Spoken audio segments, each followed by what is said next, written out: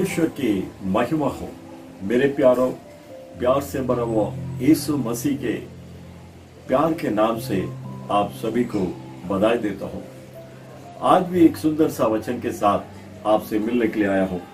जरूर ये वचन आपके जीवन में परमेश्वर की आशीषों को जरूर लेकर आएगा। कृपया आप ध्यान से सुनिए। अगर आप अपने जीवन में जो भी खोया है, सब कुछ इस वचन के द्वारा प्रभु परमेश्वर आपको देने के लिए तैयार है। आइए हम उस वचन को देखेंगे। अय्यूब की किताब 42वां अध्याय उसके 10वां वचन। अय्यूब 42:10। जब अय्यूब ने अपने मित्रों के लिए प्रार्थना की, तब यहोवा ने उसकी सारे दुख दूर कर दिया और जितना अय्यूब का पहले था उसका दुगुना यहोवा ने उसे दे दिया।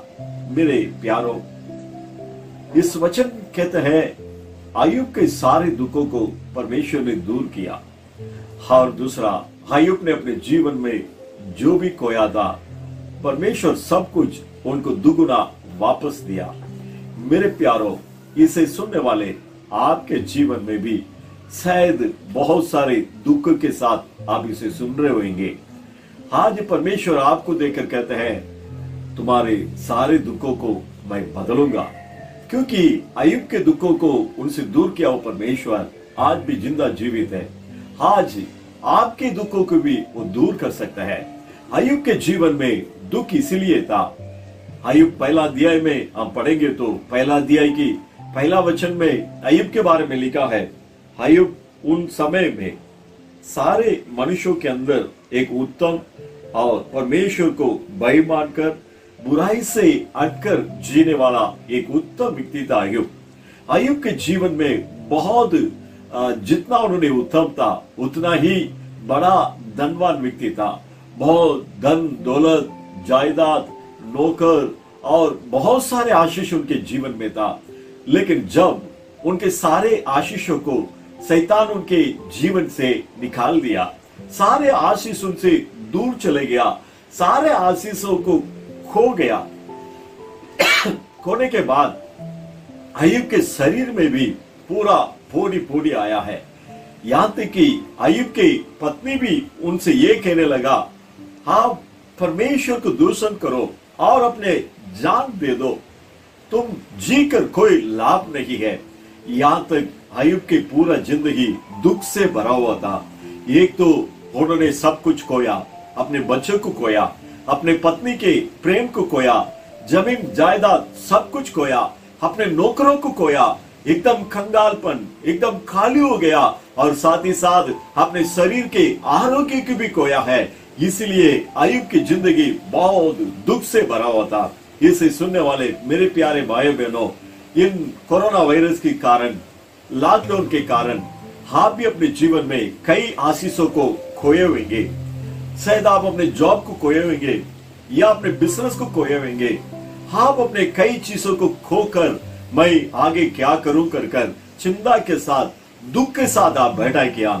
अय्यूब के दुख को दूर किया हुआ परमेश्वर जरूर आपके दुखों को भी दूर करेगा। और दूसरा, अय्यूब ने अपने जीवन में जो भी खोया है सब कुछ परमेश्वर उन्हें दुगुना दिया।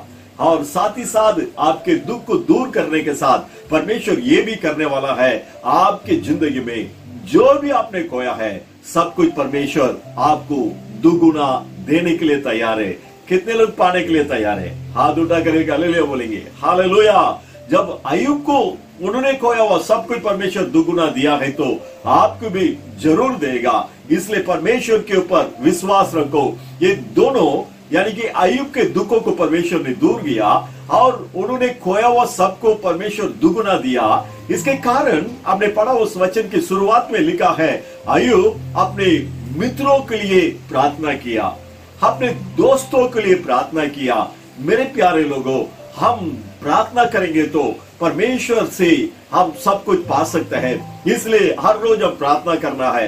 बहुत से लोग हमेशा सिर्फ अपने लिए, अपने परिवार के लिए प्रार्थना करते हैं, लेकिन परमेश्वर चाहते हैं हम और लोगों के लिए प्रार्थना करना है, हम हमारे मित्रों के लिए प्रार्थना करना है, हम हमारे शहर के लिए प्रार्थना करना है, हम हमारे देश के लिए प्रार्थना करना है। आपको पता है इस समय कोरोना वायरस के कारण कितने लोग तकलीफ में है, कितने लोग अपने लोगों को खोकर चिंता के साथ है।